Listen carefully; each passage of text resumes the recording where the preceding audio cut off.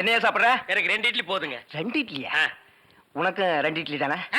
எனக்கு 10 இட்லி 6 தோசை அவிச்ச முட்டை இருக்கா? இல்லையே. கொண்டாந்து கொடுங்க, அவிச்சுக்குவான். இல்ல நானே அவிச்சு கொண்டாந்துறேன். சீக்கிரம் போங்க. இப்ப கொண்டாந்துறேன் சார். வேற என்ன இருக்கு அதான் விட்டாங்க. கொண்டாந்துறேன் சார்.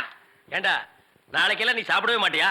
இங்க பாருங்க, கண்ணு வைக்காதீங்க, அப்புறம் கண்ணி எழுதாதீங்க, அக்கா சொல்லிடுவேன். என்னடா எப்ப பார்த்தாலும் கன்னிகளிலே சொல்ற? அதுக்கு ஒரு கெடு வச்சிருக்கியா? சொல்றேன், இன்னைக்கு நான் கழிச்சிடுறேன்.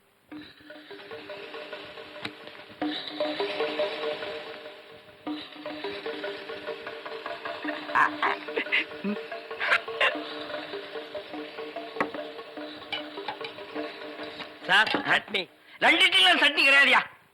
இங்க சாப்பிடுங்க சார், கொஞ்சம் சாம்பாராவது போடுங்க. ஐயோ, சட்னி அலைகிற சாம்பாரா சார்? இந்த சார் வெறும் இட்லி எப்படி சார் சாப்பிடுறது? சும்மா சாப்பிட்டு தொலையா சார். இந்த கோழி ரோஸ்ட் சாப்பிடுங்க சார்.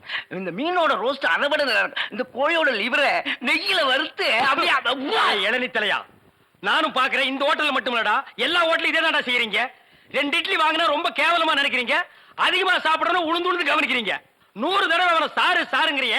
அந்த நாய் தின்னதுக்கு பில்லு நான் தான்டா கொடுக்கணும். 2ல 1 எனக்கு தெரிஞ்சாங்கன்னு உங்க ஹோட்டல் முதலாளியை கூப்பிடுறா.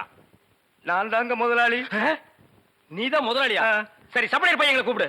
அவங்க எல்லாம் எதிர்த்த ஹோட்டல்ல சாப்பிட போயிருக்காங்க. ஏன் உன் ஹோட்டல்ல சாப்பிட மாட்டாங்களா? 1 வாரம் ஆன சாப்பாட்டை எல்லாம் அவங்க சாப்பிடல சார். அப்ப நாங்க தான் சாப்பிடணுமா அதெல்லாம்? ஏய்!